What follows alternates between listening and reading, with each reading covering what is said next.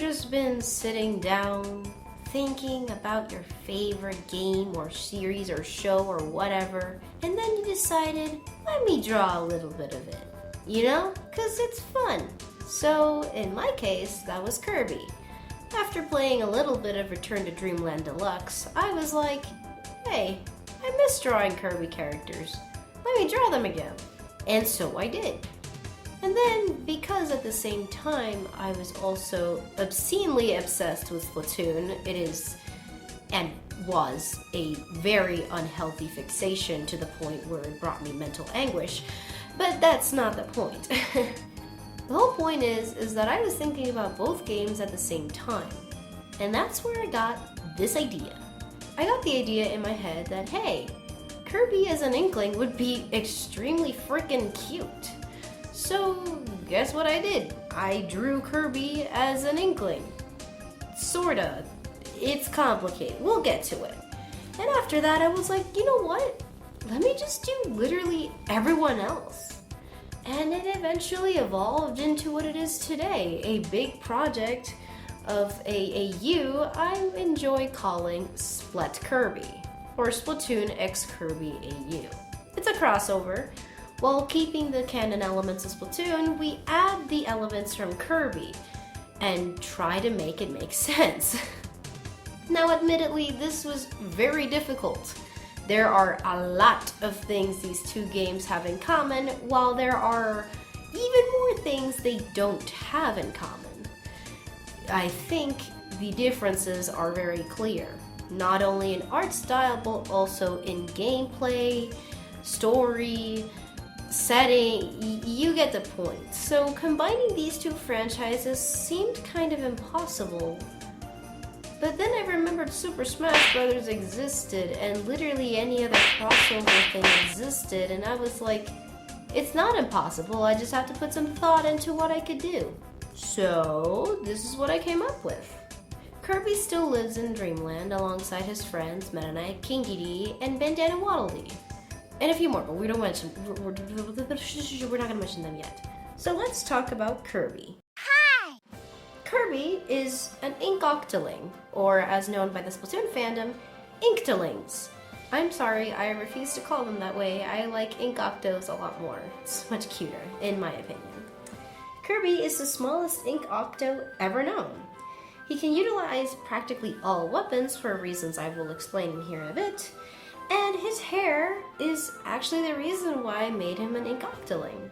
I couldn't find a hairstyle that matched him as an Inkling, so I decided, you know what, let me make him look a little bit like an Octoling by taking the fro and making it look, well, bubbly. And that's how I managed to get his design to not only match my own Gajinka, which is, you know, a humanization of a character that isn't humanesque, and created Kirby as an Ink-Octoling. Now back to the whole Kirby using all the weapons thing. I made it so that Kirby sometimes wandered off, with permission, to Inkopolis Square. And there he found the little secret pipe thingy,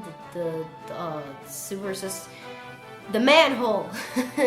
Kirby goes in the manhole and he meets up with Marie. And Marie is like, oh, hello. What are you doing here? And she's obviously very perplexed because she thinks it's an Inkling, but he also looks like an Octoling. But he looks mostly like an Inkling.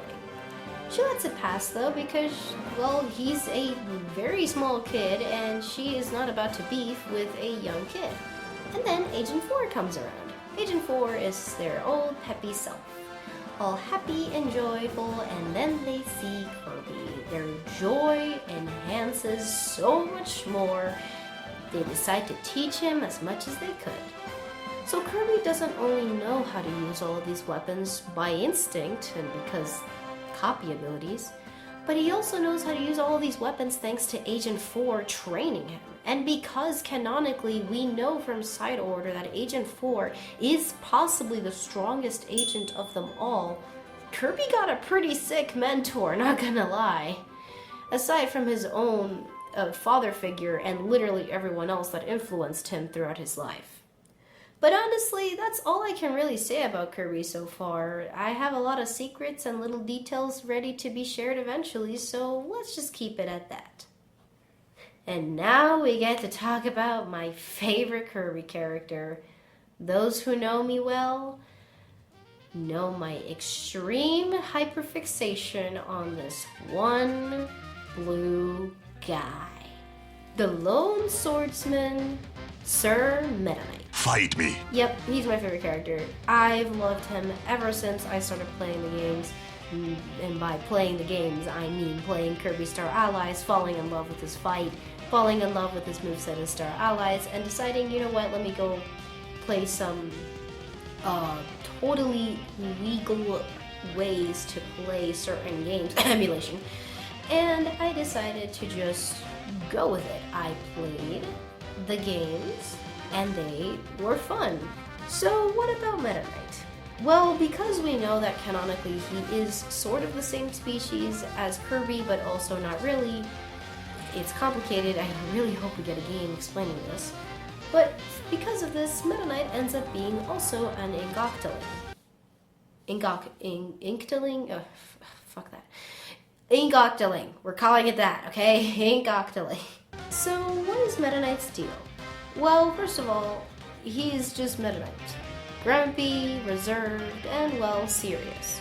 He has his classic mask, and in this version, I actually kept the pointy ears for reasons that are kind of easy to explain. It's just that my Gajinka version of Meta Knight happens to have pointy ears, and I didn't want to take that away from him since the design would look a little strange without the pointy ears. So I kept them. I thought it was cute, I thought it was nice, and I gave him a little cut to make him look more, like he went through a fight, I guess. And he is also an Ingoctiling, like I mentioned previously, so most of his Octoling features you would actually see underneath his mask. The whole, eyeshadow thing or whatever. He would have that, and his hair is an obvious, show that he has an Octoling side to himself. The only way for you to really know he's an Ingoctiling is if you looked at his ears in the first place. Which most Inklings do, but he never wants to answer those questions. Now, why is it important that he shows more of his Octoling side than his Inkling side? Well, it's because of the big old King Dedede, which I'll get to in just a second. Meta Knight's cape, I decided to keep it pretty simple, which then came to the problem of the wings, but it just bear with me. His cape is filled with splatters and splotches of ink from fallen opponents. Let's put it like that so YouTube doesn't get mad at me. But his cape is essentially just completely ruined, and he honestly just doesn't care. He's tried to clean out the ink several times, but his wings/cape just don't budge. Also, yes, I do have the idea that his wings and cape are the same thing, that they can turn from and into his wings and cape. I hope that makes sense. Now, what the hell are we gonna do about those wings? Because we can't just randomly give him draconic wings. He is a literal sea creature. This one was pretty tough. Not as tough as some future designs, but hey, let's stay on track. I decided to look up pictures of fish with quote-unquote wings, and lo and behold, I found a fish that had fins big enough to be called wings. So I took the shape and I sort of mishmashed both the design of his own wings, the designs of bird wings, and sort of butterfly-esque wings, but I scrapped that for a different kind of critter. And I decided to slap on the texture and the idea behind the fish wings onto Meta Knight's wings, making them look like this, which is honestly very good. I like how it turned out. It still makes him look aquatic while also giving him, that sort of superior look. But of course, nothing is superior in Dreamland other than, you guessed it, big pompous penguin piece of shit. So yeah, we're gonna be talking about Dedede. Oh my god. The amount of fun I had creating and just thinking about his design for this AU was so fun. Making a Gajinka design for him was already fun, and most people know me for giving Dedede a yellow beard to represent his beak. I just thought it was a cute idea. So obviously in his Octoling form, actually, I needed to demonstrate that. But none of the Octoling hairstyles really gave me a good idea of how to translate this messy, curly-esque hair, so I had to get a little creative. I decided to make Dedede a very oversized Octoling, think DJ Octavia's, swim form, which, by the way, his own swim form actually almost reaches the same height as Octavio's, so I'll let you think on that for a second. So basically, his tentacles are actually very small. It's nothing that serious, it was just a, genetic thing he had in his family. All of his family members happen to have very short tentacle hairs, which made the hair need to have more tentacles around in order to cover the whole head. And, there you had it. Very fluffy looking hair, despite it all being tentacles. And this, of course, also affected his swim form, which looks like this. Massive, but has visible extra tentacles because of this genetic difference.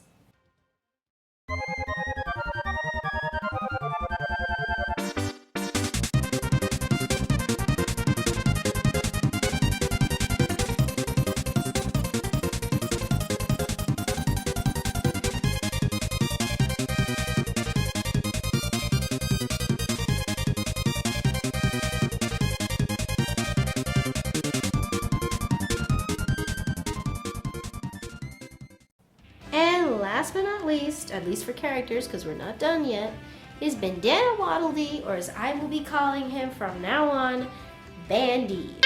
I am not calling him Bandana Waddle Dee, not if I'm going to be mentioning him so often. Bandy was honestly very simple. I already had the idea that King Dedede's army, because he was an Octoling, his army was also going to be filled with Octolings. So all of his Waddle Dees were just little Octolings. Tiny Octolings, if you will, very small octopi. And Bandana Waddle Dee, or Bandy, was one of them. Bandy is also the one who managed to wield the very new and completely original Torway weapon that we will see here in a bit, but it is about his spear. Bandy just about remains the same, though he makes amends and friends with Kirby after he teamed up with him to take down various terrors. So now we get to the interesting part. Weapons. Obviously Kirby wields every single weapon, so giving him an assigned weapon wouldn't really cut it justice. Sure, I could give him a weapon that symbolizes the giant-ass Ultra Sword, but I decided to save that for a different sneaky devil guy, which you might all know. So instead, I decided to skip over to Meta Knight and his Galaxia. Okay, I'm sorry, but Meta Knight just screams Splatana. There is literally no other weapon that could have matched him a lot better.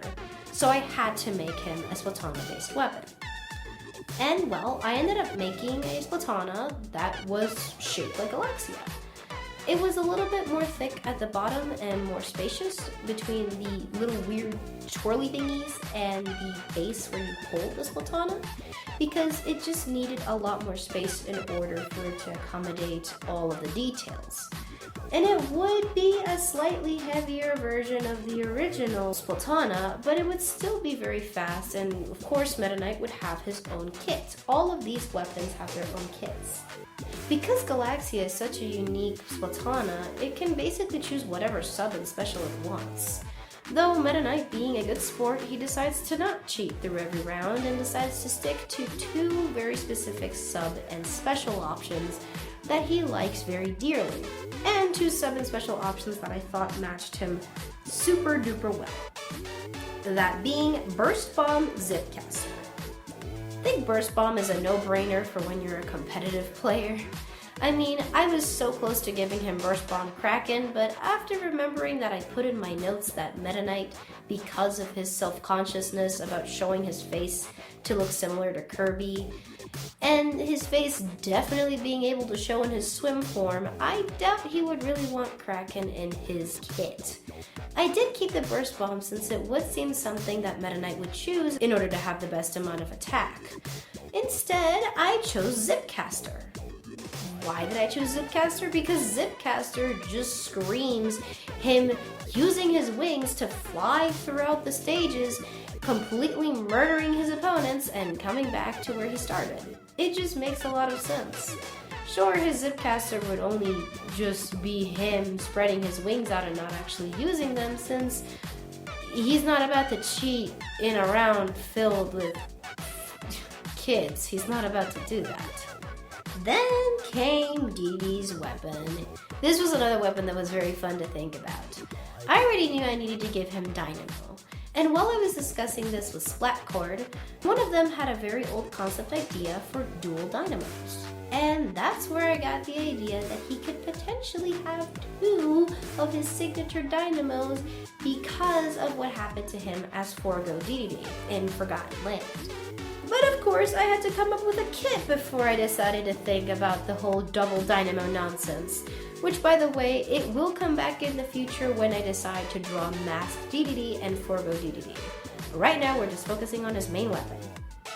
His main weapon consists of Fizzy Bomb and Ultra Stamp. Let me be real here, I only had his special done. I had no idea what his sub could be. I was thinking Burst Bomb, but then I already gave Burst Bomb to Meta Knight, so another Burst Bomb weapon wouldn't really make any sense. So I thought, you know what, Fizzy Bomb would possibly be the next best option because, well, there aren't many good options. And also, Fizzy Bomb is just a general really good moving weapon. I'm kind of surprised that they haven't given Dynamo Fizzy Bomb at this point. But we all know that Nintendo hates Dynamo at this point, so who cares? And of course, I gave him Ultra Stamp because, you know, Dedede, Hammer. His Ultra Stamp would definitely have a unique design, though I just think it would have a star, and that's about it. Then came Bandy. This guy, oh boy, he made me think a lot of what I could do. Because I wanted him to have Splatana just like Meta Knight, since I also had the idea that Bandy could have been trained by Meta Knight in order to use the Splatana.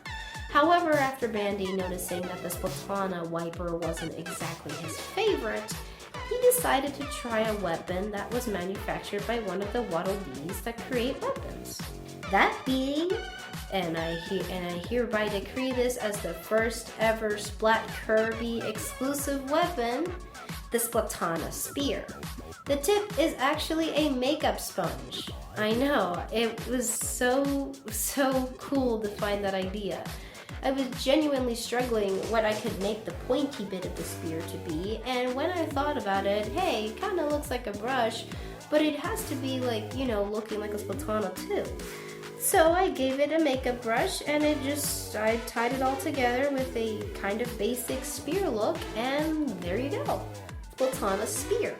However, Bandy has 2 versions of the spear, mostly because I couldn't decide on the different color bandana and which one matched the best. The first design, which is Autobomb and Triple Splashdown, by the way, Triple Splashdown is supposed to somewhat think about Waddlecopter, because as much as I would love to make Waddle Dee fly in the sky with his cute little Splatana spear, I don't want him to get banned from future matches, so let's just leave it at Triple Splashdown.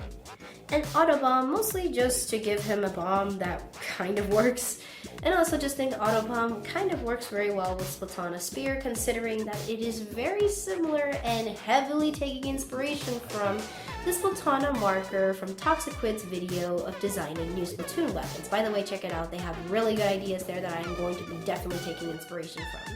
The Splatana Spear in this case doesn't have the whole tipper effect, it literally just is slash slash slash, poke slash slash slash. Oh, I can't get too close because I won't do damage. That's the whole idea. And the second kit that the Splatana Spear has is Bandy's Remix Splatana Spear. It just has the blue bandana because I originally wanted it to be blue to match Bandy's blue bandana, but then after I noticed that the spear had a red bandana, I was like, well, I'm gonna have to make 2 versions. And Bandy's Remix Splatana Spear has Splat Bomb and Tacticooler. Now I know what you're thinking. Slat Bomb is a really, really good bomb that I'm kind of surprised not a lot of my favorite weapons have yet, which is for good reason. But at the same time, I'm also pretty surprised that there has been no Splatana kit given this sub-weapon. It is a pretty versatile sub-weapon that I wish more weapons could have, but whatever. And we all know Tacticooler spam is already done by Mr. Pencil over there. But we can agree that Tacticooler could be pretty interesting from Bandana Waddle Dee. Bandy is known as the co-op player, which is essentially giving you a bit of an assistance in battle. So that's why I thought Tacticooler would match the whole co-op thing, because he would give you more buffs. And besides, Bandana Waddle Dee enjoys helping his friends, so it makes a lot of sense why his kit would have Tacticooler in the first place. And well, folks, that's all I have for now. Well, not really. I have a lot of other things ready to be shown. It's just, this is the first video that needs to come out, and I really want to get this channel started. So, yeah, if you do enjoy this, please leave a like, comment, and subscribe if you really, really like it, so that I get inspired to continue making content similar to this. Also, excuse my voice in not only the introduction video, but also in this video. I have been feeling pretty sick these days, so my voice sounds a little bit raspy. The next video will hopefully not have that much of a raspy voice. Anyway, I hope you enjoy, and guys, stay creative.